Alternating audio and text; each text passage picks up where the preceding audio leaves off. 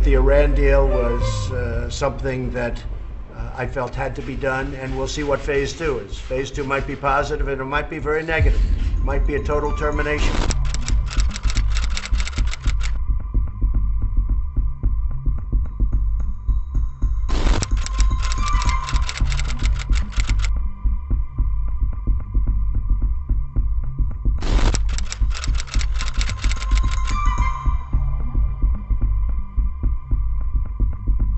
8 मई 2018 को तत्कालीन अमेरिकी राष्ट्रपति डोनाल्ड ट्रंप ऐलान करते हैं कि वो ईरान के साथ परमाणु समझौते को रद्द कर रहे हैं और इस ऐलान के बाद अमेरिका और पश्चिमी देश ईरान के ऊपर दर्जनों आर्थिक प्रतिबंध लगा देते हैं। ट्रंप आरोप लगाते हैं कि ईरान चोरी छिपे परमाणु हथियार बनाने में लगा हुआ है। परमाणु हथियार हासिल करने से ईरान को रोका जाए, इसलिए उसके ऊपर ये प्रतिबंध लगाए गए हैं।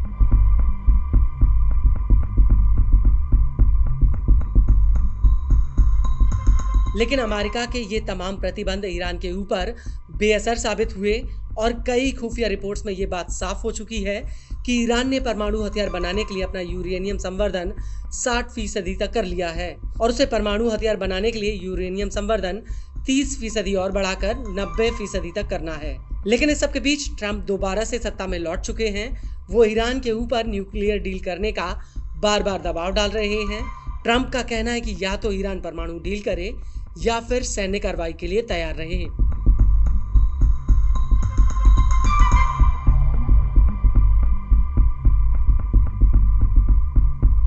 लेकिन ऐसा लगता है कि ट्रंप की इन धमकियों के आगे ईरान ने सरेंडर नहीं किया, बल्कि अब अमेरिका ने इस दिशा में पहल करते हुए अपनी तरफ से खुद ईरान को न्यूक्लियर डील के लिए एक लिखित प्रस्ताव भेजा है। अमेरिकी न्यूज एजेंसी एक्सियो ने अपनी एक रिपोर्ट में दावा किया, ट्रंप ने मिडिल ईस्ट के लिए स्टीव विटकॉफ को अपना दूत बनाया था और विटकॉफ ने ही ईरान को पहली बार अमेरिका की तरफ से एक लिखित में प्रस्ताव भेजा है। और ये प्रस्ताव ऐसे समय में भेजा गया जब अमेरिका और ईरान के बीच न्यूक्लियर डील पर बातचीत चौथे राउंड में पहुंच चुकी है। न्यूज एजेंसी एक्सियो ने 3 सूत्रों के हवाले से ये खबर दी है। एजेंसी का कहना है कि ट्रंप के इस प्रस्ताव को ईरान के विदेश मंत्री अब्बास अरगची, अब सुप्रीम लीडर आयतुल्ला खामनेई और अन्य नेताओं के पास में विचार विमर्श के लिए लेके गए हैं। और सबसे खास बात यह है कि ये घटनाक्रम ऐसे समय में हुआ है जब ट्रंप मिडिल ईस्ट में कतर, सऊदी अरब होते हुए यूएई से अमेरिका लौट रहे हैं।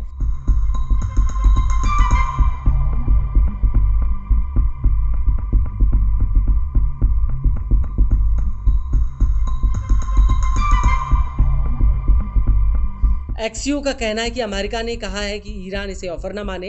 इसके साथ बातचीत की एक समय सीमा हमने तय की है और ये प्रस्ताव हमेशा के लिए नहीं है। ईरान के लिए अब ये सही वक्त है कि वो इसे चुने। एक्सियो का कहना है कि अमेरिकी अधिकारियों ने ईरान के सामने एक टकरावपूर्ण रुख अपनाया है। इस ऑफर में साफ कर दिया गया कि अमेरिका ईरान के न्यूक्लियर प्रोग्राम से क्या स्वीकार करेगा और क्या नहीं।